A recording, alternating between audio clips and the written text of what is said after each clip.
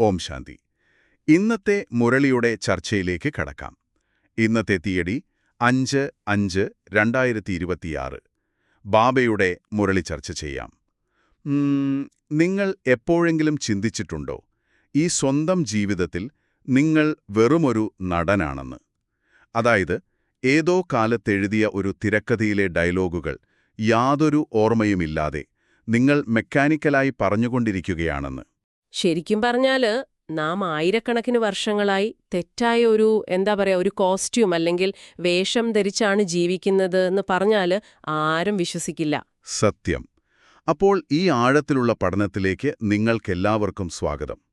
ഇന്ന് നാം ഇവിടെ ചർച്ച ചെയ്യുന്ന ഓരോ പോയിന്റും, ഓരോ ആശയവും ബാബ നൽകുന്നതാണ്.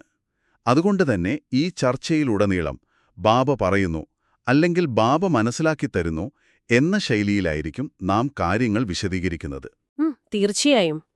മനുഷ്യനെ എങ്ങനെ ഉയർന്ന ഒരു ദേവതയാക്കി മാറ്റാം എന്നതിന്റെ രഹസ്യങ്ങളിലേക്കാണ് നമ്മളിന്ന് പോകുന്നത്.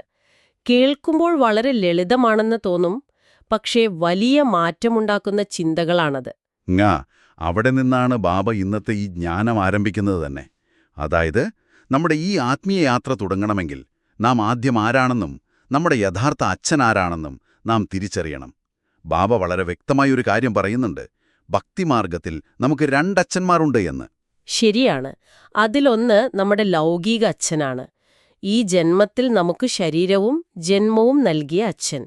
അത് ഓരോ ജന്മത്തിലും മാറിക്കൊണ്ടിരിക്കുന്ന ഒന്നാണ്.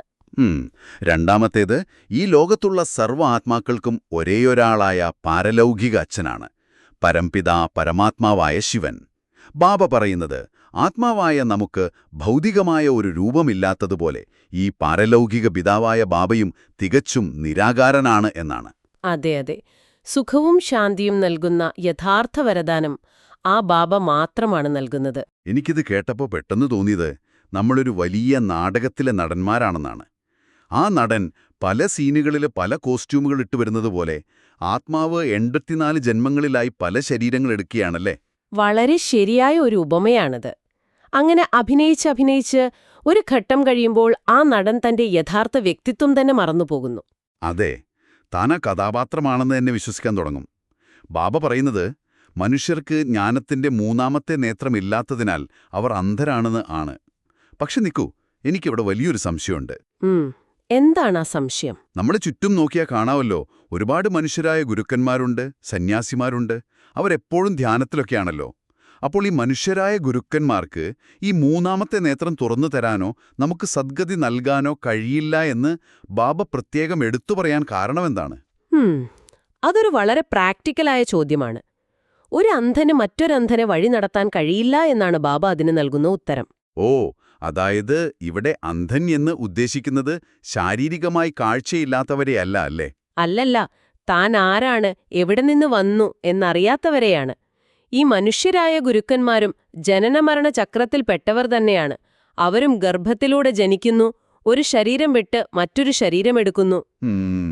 അപ്പോൾ അവരും നമ്മളെപ്പോലെ ഈ നാടകത്തിലെ വെറുമൊരു നടൻ മാത്രമാണ്. കൃത്യമായി പറഞ്ഞാൽ അതെ. ഈ ജനനമരണ ചക്രത്തിന് മേട്രിക്സിൽ കുടുങ്ങിയ ഒരാൾക്ക് എങ്ങനെയാണ് മറ്റൊരാളെ അതിൽ നിന്ന് സ്വതന്ത്രനാക്കാൻ കഴിയുക? ജനനമരണ ചക്രത്തിൽ ഒരിക്കലും പെടാത്ത, എപ്പോഴും പവിത്രനായിരിക്കുന്ന പരമാത്മാവിന് മാത്രമേ മുക്തിയുടെ യഥാർത്ഥ വഴി കാണിച്ചു തരാൻ സാധിക്കൂ. അത് ശരിക്കും വളരെ യുക്തിസഹമാണ്. അതുകൊണ്ടാണ് ബാബയെ സദ്ഗതി ദാതാവ് എന്ന് വിളിക്കുന്നത്, അല്ലേ? ഈ ജനനമരണ ചക്രത്തിൽപ്പെടാത്ത ആ ഒരാൾക്ക് മാത്രമേ ഈ വലിയ നാടകത്തിന്റെ മുഴുവൻ ചിത്രവും കൃത്യമായി കാണാൻ കഴിയൂ. അതെ അതെ. അപ്പൊ നമ്മൾ അന്ധരായത് ഈ ആത്മീയ അസ്തിത്വം നാം മറന്നതുകൊണ്ടാണ്. ശരി, നമുക്ക് ഈ നാടകവേദിയെക്കുറിച്ച് തന്നെ സംസാരിക്കാം. ഈ 84 ജന്മങ്ങളുടെ നാടകം എവിടെ നടക്കുന്നു? 5000 വർഷങ്ങൾക്ക് മുമ്പ് ഭാരതം സതോപ്രധാനമായ സ്വർഗമായിരുന്നു, അഥവാ സത്യയുഗമായിരുന്നു എന്നാണ് ബാബ പറയുന്നത്. അതെ, അവിടെ ലക്ഷ്മീനാരായണന്മാരുടെ ഭരണമായിരുന്നു. ആത്മാക്കൾ പൂർണ്ണമായും പവിത്രമായിരുന്നു എന്ന് ബാബ ഓർമ്മിപ്പിക്കുന്നു. എന്നാൽ ഇപ്പോൾ നമ്മൾ ജീവിക്കുന്നത് കലിയുഗത്തിന്റെ അവസാനത്തിലാണ്. ഇതിനെയാണ് ബാബ നരകമെന്ന് വിളിക്കുന്നത്. ഈ സതോപ്രധാനം എന്ന് ബാബ പറയുമ്പോൾ എന്താണ് യഥാർത്ഥത്തിൽ ഉദ്ദേശിക്കുന്നത്? സതോപ്രധാനമെന്നാൽ അങ്ങേയറ്റം ശുദ്ധമായ, ഭാരമില്ലാത്തൊരവസ്ഥയാണ്. ദുഃഖമോ അസൂയയോ കോപമോ ഒന്നുമില്ലാത്ത സമയം. പുതിയൊരു വണ്ടിയുടെ എഞ്ചിൻ സ്മൂത്തായിരിക്കുന്നതുപോലെ. ഓ, നല്ലൊരു ഉദാഹരണമാണത്. പിന്നെ കാലക്രമേണ പല ജനനങ്ങൾ എടുക്കുമ്പോൾ ആത്മാവിന്റെ തിളക്കം നഷ്ടപ്പെടുന്നു. ഈ അവസ്ഥയെ ബാബ തമോ പ്രധാനമെന്ന് വിളിക്കുന്നു. അതായത് പൂർണ്ണമായും ഇരുണ്ട ഭാരം നിറഞ്ഞ അവസ്ഥ. ഈ മാറ്റം എന്നെ ശരിക്കും അത്ഭുതപ്പെടുത്തുന്നുണ്ട്. വജ്രകൊട്ടാരങ്ങളിൽ കഴിഞ്ഞിരുന്ന ഒരു സമൂഹം ഇന്നത്തെ ഈ ദുഃഖം നിറഞ്ഞ ലോകത്തേക്ക് എങ്ങനെ മാറി? ബാബ ഇതിനെ രാവണരാജ്യമെന്ന് വിളിക്കുന്നുണ്ട്. നാം എല്ലാ വർഷവും കത്തിക്കുന്ന ആ 10 തലയുള്ള രാവണനെയാണോ ബാബ ഇവിടെ ഉദ്ദേശിക്കുന്നത്? ഒരു പുറത്തുനിന്നുള്ള ശത്രുവാണോ നമ്മുടെ ലോകത്തെ നരകമാക്കിയത്?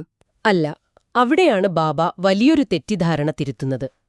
10 തലയുള്ളൊരു രാക്ഷസനല്ല യഥാർത്ഥ രാവണൻ. ഈ രാവണൻ എന്നത് മനുഷ്യരിലുള്ള 5 വികാരങ്ങളാണ് എന്നാണ് ബാബ പറയുന്നത്. അതായത് ഈ കാമം, ക്രോധം, ലോഭം, മോഹം, അഹങ്കാരം, ഈ 5 എണ്ണമല്ലേ? അതെ, അവ തന്നെയാണ്. സത്യയുഗത്തിലും ത്രേതായുഗത്തിലും ഈ വികാരങ്ങൾ ഉണ്ടായിരുന്നില്ല.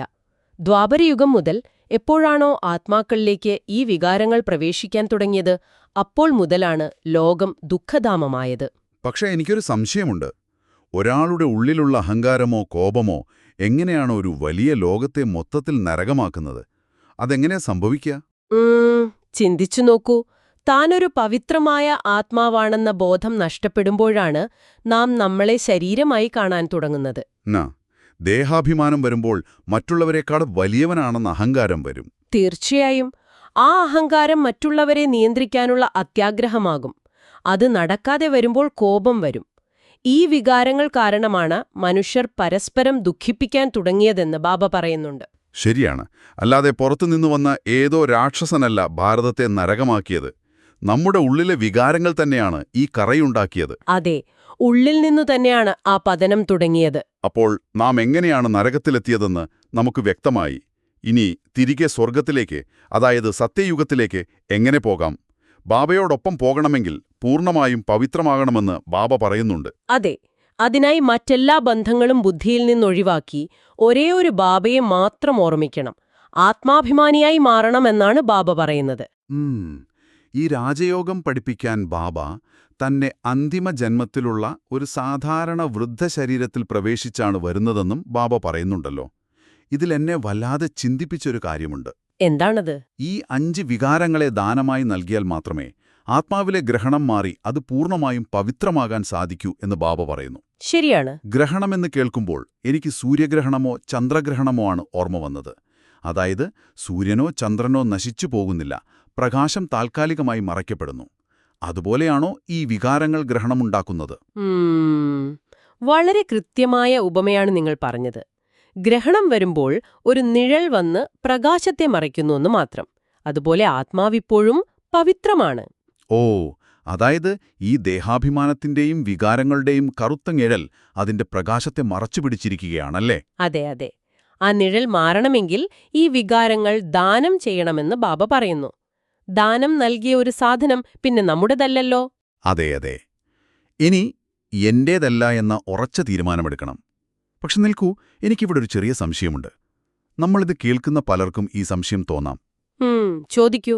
എല്ലാ ബന്ധങ്ങളും ഉപേക്ഷിക്കണം, സംഘങ്ങൾ ബുദ്ധിയിൽ നിന്നും മാറ്റണം എന്നൊക്കെ പറയുമ്പോൾ ഇതൊക്കെ പ്രാക്ടിക്കലാണോ? ഒരു സാധാരണ ഗൃഹസ്ഥാശ്രമിക്ക്, ജോലിക്ക് പോകുന്ന ഒരാൾക്ക് ഇതൊക്കെ സാധ്യമാകുമോ? എല്ലാം ഉപേക്ഷിച്ച് കാട്ടിലേക്ക് സന്യാസിയായി പോകാനാണോ ബാബ ആവശ്യപ്പെടുന്നത്? പലർക്കും ആത്മീയത എന്ന് കേൾക്കുമ്പോൾ തോന്നുന്ന പേടി ഇതാണല്ലോ. ഒരിക്കലുമല്ല. കാട്ടിലേക്ക് പോകാൻ ബാബ ഒരിടത്തും പറയുന്നില്ല. നിങ്ങൾ കുടുംബത്തിൽ തന്നെ കഴിയണം, ഗൃഹസ്ഥ്യ വ്യവഹാരത്തിൽ ജീവിക്കണം, ജോലികൾ കൃത്യമായി ചെയ്യണമെന്നാണ് ബാബ പറയുന്നത്. അപ്പോൾ പിന്നെ എങ്ങനെയാണ് ഈ സന്യാസം സാധ്യമാകുക? അവിടെയാണ് ആ വലിയ മാറ്റം വേണ്ടത്. കുടുംബത്തിൽ ജീവിക്കുമ്പോഴും നിങ്ങളെ ഒരു ശരീരമായി കാണാതെ ഒരു ആത്മാവാണെന്ന ഉറച്ച ബോധത്തിലിരിക്കണം. ഇതാണ് യഥാർത്ഥ സന്യാസം. ഓ, അതായത് പുറമെയുള്ള വസ്ത്രം മാറലോ വീടുപേക്ഷിക്കലോ അല്ല. ദേഹാഭിമാനത്തിൽ നിന്ന് ആത്മാഭിമാനത്തിലേക്കുള്ള തികച്ചുമൊരു ആന്തരിക മാറ്റം. കൃത്യമായി പറഞ്ഞാൽ അതെ. ഓഫീസിൽ ജോലി ചെയ്യുമ്പോഴും എന്റെ യഥാർത്ഥ പിതാവ് പരമാത്മാവാണെന്നും ഞാൻ വെറുമൊരു നടനാണെന്നുമുള്ള തിരിച്ചറിവ് നിലനിർത്താം. ഭക്തിമാർഗത്തിൽ പലരും ശാസ്ത്രങ്ങളും ഗീതയുമൊക്കെ വായിക്കുന്നുണ്ട്. പക്ഷേ ബാബ പറയുന്നു അതൊന്നും പഠിച്ചിട്ട് ആരും രാജാവാകുന്നില്ലെന്ന്. ശരിയാണ്. കാരണം അവരാരും ഈ ആന്തരികമായ സന്യാസം മനസ്സിലാക്കിയിട്ടില്ല. വികാരങ്ങളെ അടിച്ചമർത്താനല്ല ബാബ പറയുന്നത്, നമ്മൾ ആത്മാവാണെന്ന തിരിച്ചറിവിലൂടെ ആ വികാരങ്ങളെ ഇല്ലാതാക്കാനാണ്. എത്ര ശക്തമായൊരു ചിന്തയാണത്. പുറമേയുള്ളൊരു പ്രകടനമല്ല, ഉള്ളിലേക്കുള്ളൊരു യാത്രയാണ് ഈ രാജയോഗം. ശരി, ഇനി ഇതെല്ലാം പ്രായോഗിക ജീവിതത്തിൽ പകർത്തുമ്പോൾ ഒരു വ്യക്തിയുടെ മാനസികാവസ്ഥ എന്തായിരിക്കും എന്നതിലേക്ക് നമുക്ക് വരാം. തീർച്ചയായും ഇത് വളരെ പ്രധാനപ്പെട്ട ഒരു കാര്യമാണ്. ബാബ വരദാനത്തിലും അവ്യക്ത സൂചനയിലും ഇതേക്കുറിച്ചാണ് പറയുന്നത്. ബാബയുടെ ഹൃദയസിംഹാസനത്തിലിരിക്കുന്നവർ തിലകവും കിരീടവും ധരിച്ചവരായിരിക്കുമെന്ന്. സ്വർണക്കിരീടമല്ല, മറിച്ച് അവരുടെ നെറ്റിയിൽ ആത്മസ്ഥിതിയുടെ തിളക്കവും കണ്ണുകളിൽ എല്ലാവർക്കും വേണ്ടിയുള്ള ശുഭഭാവനയുമാകുന്ന കിരീടവുമുണ്ടാകുമെന്നാണ് ബാബ പറയുന്നത്. അതെ, അതുപോലെ ഈ ജീവിതമാകുന്ന നാടകത്തെ, അതായത് ഡ്രാമയെ സാക്ഷിഭാവത്തോടെ കാണണം. എങ്കിൽ മാത്രമേ എന്ത് സംഭവിച്ചാലും അചഞ്ചലമായിരിക്കാൻ കഴിയൂ എന്നും ബാബ പറയുന്നുണ്ട്. സാക്ഷിഭാവം. നിങ്ങൾ കേൾക്കുന്നവരൊന്ന് ചിന്തിച്ചു നോക്കൂ. ഓഫീസിലെ വലിയൊരു മീറ്റിംഗിൽ കാര്യങ്ങൾ കുഴഞ്ഞുമറിയുന്നു, അല്ലെങ്കിൽ വീട്ടിൽ വലിയൊരു വഴക്കുണ്ടാകുന്നു. അപ്പോൾ മാറി നിന്ന് ഒരു സാക്ഷിയായി അത് കാണാൻ സാധിച്ചാൽ എത്ര നന്നായിരിക്കുമല്ലേ? തീർച്ചയായും അതാണ് ബാബ ഉദ്ദേശിക്കുന്നത്. എനിക്കിത് കേട്ടപ്പോൾ ഒരു സിനിമ കാണുന്നത് പോലെയാണ് തോന്നിയത്. ഒരു സിനിമയുടെ അവസാനം എന്താണെന്ന് നമുക്കറിയാമെങ്കിൽ അതിലെ ഭയപ്പെടുത്തുന്ന രംഗങ്ങൾ കാണുമ്പോൾ നാം പരിഭ്രമിക്കില്ലല്ലോ. കൃത്യം. നമ്മൾ ശാന്തമായിരുന്ന് അത് ആസ്വദിക്കും. പക്ഷെ ഇതിലൊരു കാര്യം ബാബ സ്ലോഗനായി പറയുന്നുണ്ട്: ഓർമ്മ സരളമാക്കാൻ സ്വഭാവത്തെ സരളമാക്കൂ എന്ന്. ഈ സ്ലോഗൻ നമ്മൾ ഈ പറയുന്ന സാക്ഷിഭാവവുമായി എങ്ങനെയാണ് കണക്ട് ആയിരിക്കുന്നത്? വളരെ നല്ലൊരു പോയിന്റാണത്. ഡ്രാമയെ സാക്ഷിഭാവത്തോടെ കാണുക എന്ന് പറയുമ്പോൾ ജീവിതത്തിൽ എന്ത് കോലാഹലങ്ങൾ നടന്നാലും കുലുങ്ങാതെ നിൽക്കുക എന്നാണ്.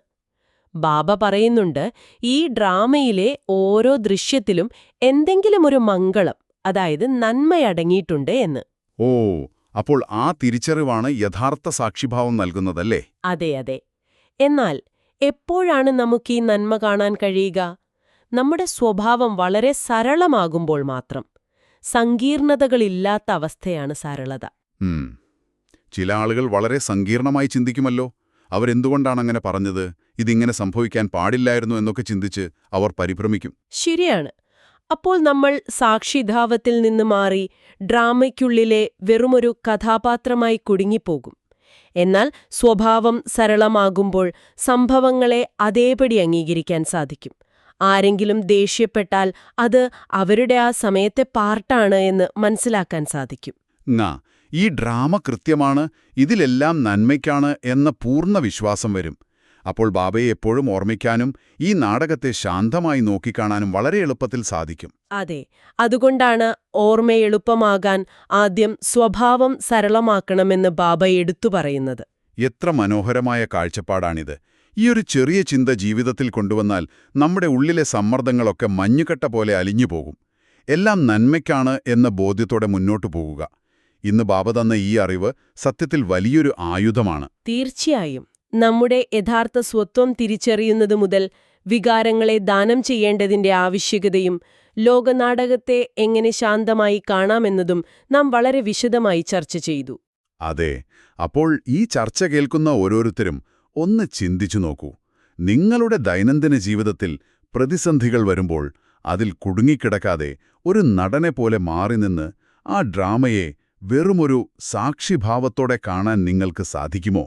ആ നിമിഷം ഞാൻ വെറുമൊരു ശരീരമല്ല, ഞാനൊരു പവിത്രമായ ആത്മാവാണ് എന്ന് ഓർമ്മിക്കാൻ കഴിഞ്ഞാൽ അപ്പോൾ തന്നെ വികാരങ്ങളാകുന്ന ആ ഗ്രഹണം മാറുന്നത് നിങ്ങൾക്ക് അനുഭവിക്കാം. ഈ സമാധാനം നിങ്ങൾക്ക് നേരിട്ട് അനുഭവിക്കാനാകും.